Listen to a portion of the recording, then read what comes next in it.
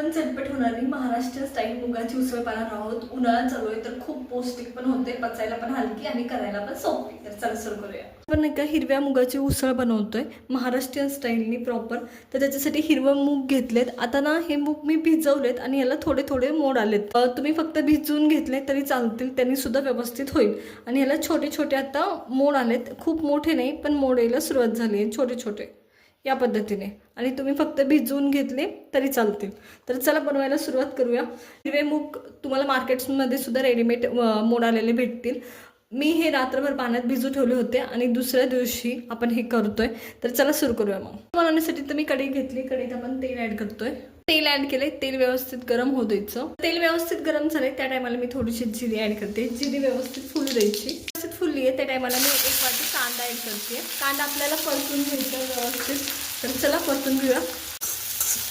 कांदा इथं मी व्यवस्थित परतून घेते. ब्राऊन कलर होऊ द्यायचा आहे कांद्याचा. आणि तर कांदा ना पूर्ण तांबूस झालाय, ब्राऊन कलरचा झालाय.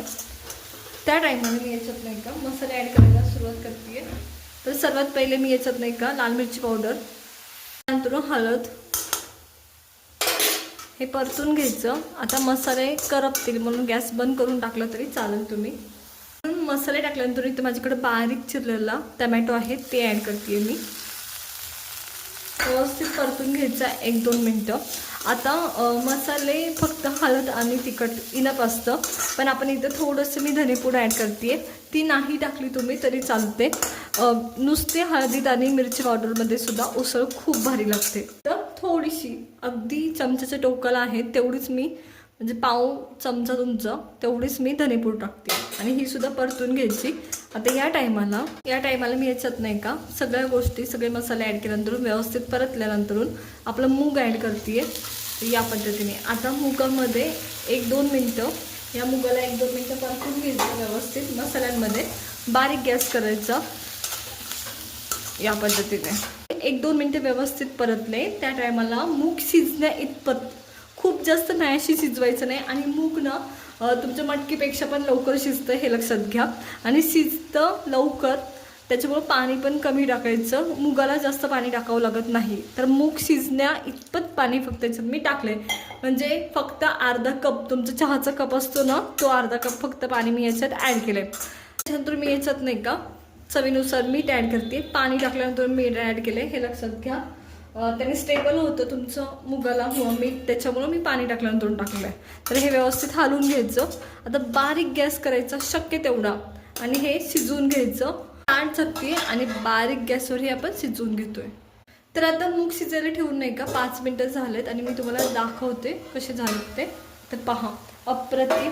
सगळं पाणी आटून जातं. योग्य प्रमाणात तुम्ही पाणी टाकलं असेल तर थोडंसं किंचितचं जाणवतं. तर आता तुम्हाला हवं असेल तर तुम्ही शेंगदाण्याचं कूट ॲड करू शकता. नॉर्मली आपण मुगाची उसळच करतोय त्याच्यामुळे मी शेंगदाण्याचं कूट ॲड केलं जात नाही. भाजीला केलं जातं, तर तुम्हाला करायचं असेल तर तुम्ही नक्की करा. आणि हिला तुम्ही चपातीसोबत सुद्धा खाऊ शकता, भातासोबत सुद्धा तोंडी लावायला घेऊ शकता.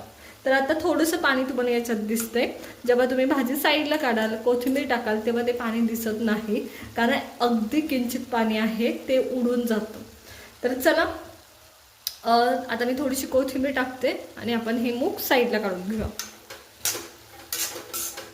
तर पहा, अप्रतिम असा वास सुटलाय आणि तो खूप पौष्टिक असतात. उन्हाळ्यात तर खूप खूप हेल्प होते ह्या मुगांची, त्याच्यामुळे नक्की ट्राय करा.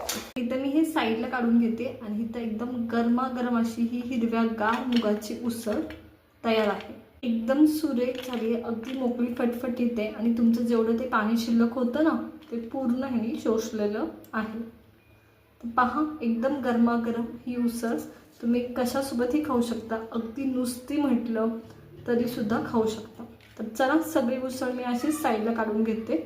तयार आहे एकदम झटपट अशी आपली ही हिरव्या मुगाची उसळ. आणि पहा, फार अप्रतिम दिसतीये.